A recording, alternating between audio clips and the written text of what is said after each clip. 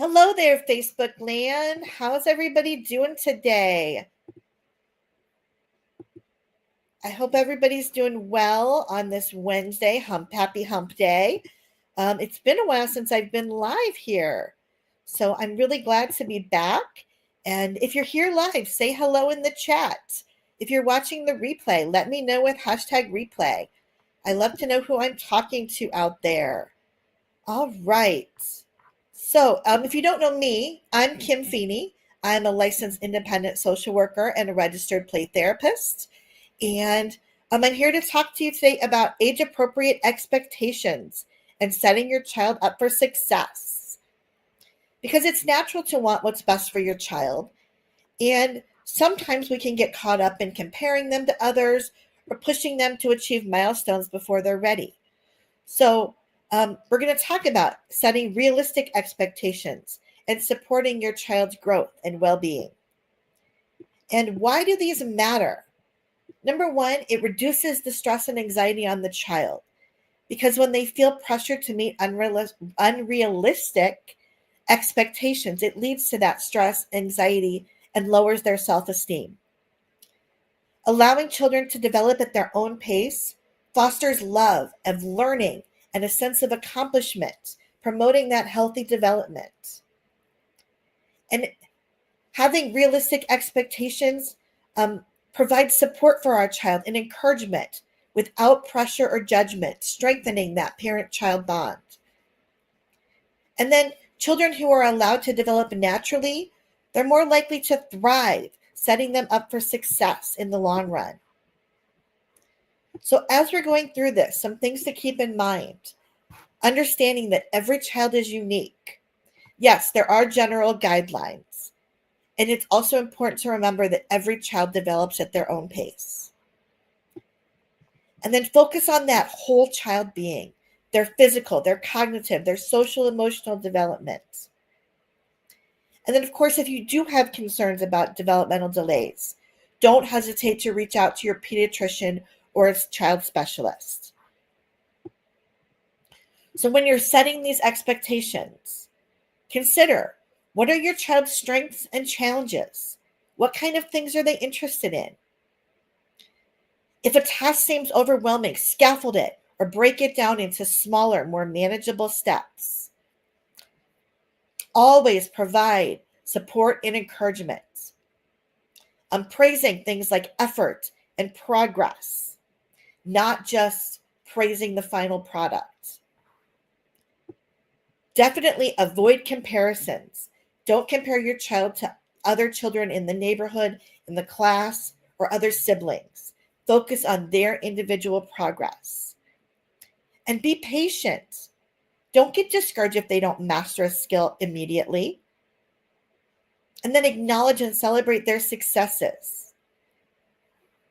Because when it comes to setting realistic expectations, two key concepts from educational psychology can be helpful. The first is the zone of proximal development, which is a sweet spot between what a child can do independently and what they can achieve with guidance and support from either a parent, a teacher, an older sibling, a peer. And this matters because learning and development happen most effectively within that zone of proximal development. If it's too easy, the child gets bored. If it's too difficult, they become frustrated and discouraged. So, how do we find that sweet spot? We want to observe our child closely, recognizing and encouraging what they can do on their own, and realizing what they struggle with. And then that zone of proximal development lies in those tasks where they need just a little bit of help to succeed. And they're going to bounce around the zone when they're learning to master things. Think about when you learned to tie your shoe. Maybe one day you needed mom or dad to show you how to do it. The next day you gave it a shot, but you just couldn't quite get it. So you needed a little reminder. The next day you got it. And then the next day you were running late and mom was rushing to get you out the door.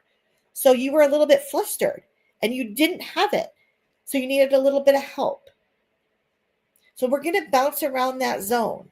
needing help and being able to master it, or being able to do it independently. We're going to bounce around that for a little bit before we actually master the skill. Our second concept here is scaffolding, which I mentioned before. It's that support that's provided by that supportive other person. And of course, again, as that child bounces around the zone, that support can gradually be reduced as the child becomes more competent. So there's lots of types of scaffolding. We can break down tasks into smaller, more manageable steps. We can provide hints or cues, offering gentle guidance and suggestions, like tying your shoe. The bunny ear here, the bunny ear here, runs around the tree, and to saying that with the child. Modeling, we can show them how to do it. Asking questions, encouraging them to think critically and problem solve. Okay, you made one loop, now what's the next step? And then, of course, that encouragement piece, providing that encouragement for effort, for progress. So how do we apply these two concepts, the zone of proximal development and scaffolding, to setting realistic expectations? Well, to start off, we need to identify your child's zone of proximal development. Again, observing what they can do independently and where they might need support. And then setting goals within that zone, choosing tasks that are challenging and achievable with guidance. That's important. We don't want them to get too discouraged and give up. And then provide that scaffolding. Offer the appropriate level of support to help them succeed. And then gradually take those steps back as the child becomes more competent and confident. And adjust expectations as needed. Be flexible and adjust your expectations based on your child's progress. So, like learning to ride a bike. You don't expect a child to hop on and ride a bike, especially without training wheels, immediately. You start by holding onto the seat. You provide some balance. You have those training wheels. You gradually let go as they gain confidence and skill. Or a math problem. You're going to break it down into smaller steps, or you're going to show them an example or offer hints. Or maybe writing a story, helping them brainstorm ideas, organize their thoughts, and revise and edit their work. So understanding the zone of proximal development and scaffolding, you set realistic expectations, challenging your child without overwhelming them, fostering that love of learning and that sense of accomplishment. So some examples: toddlers, that 1 to 3 year. We're going to start with things like walking, scribbling, stacking a few blocks, using a spoon, and of course there's going to be some spills. Those are going to be some physical challenges. Cognitively, maybe following simple instructions, pointing to different body parts, saying short words and phrases. Social emotional, showing affection, playing alongside, doing some parallel play with other children, and experiencing a range of emotions. Preschoolers, 3 to 5, physically, we're going to get into more running, jumping, dressing themselves, drawing simple figures, using scissors. Cognitively, this is where we get into counting, alphabets, some simple concepts, shapes, colors, engaging in some imaginative and pretend play. In that social emotional category, we're going to follow simple rules. We're going to share and take turns. We're going to start expressing our feelings with words and showing some empathy. As they get older, that school age, they're going to start riding bikes. They're going to play in organized sports. They're going to read, write, problem solve, critical thinking, developing friendships, understanding social rules and expectations, building self-esteem, and managing their emotions. Teenagers, we go back to a lot of similarities from toddlerhood. Increased independence and responsibility, developing their own values and beliefs, navigating independence and autonomy, exploring their identity, managing stress and emotions. So here's some just examples. And remember, every child develops at their own pace. It's important to focus on progress, not perfection,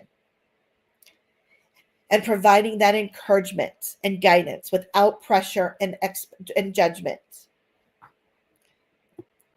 So by understanding child development, setting realistic expectations, you create that nurturing environment where your child can thrive. And remember, every child is unique and develops at their own pace. So go ahead and leave in the comment, what are some things that your child is achieving? And what are some struggles they might be having?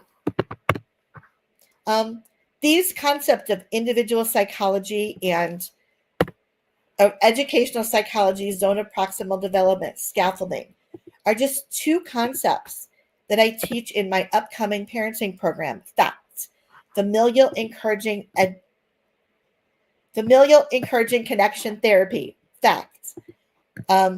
It's a group parenting program, and I'm going to drop the link in the comments for any of you that may be interested in learning more. You can also send me a DM, an email, if you want to join, or if you're interested in more details, and I'd be happy to send you some information. Or we can hop on a Zoom and discuss if the program is right for you. So until next week, start setting some realistic expectations for your kiddos. Get them going with some challenges, and then celebrate those achievements. Wherever you are in your day today, hug your child and make it a great one.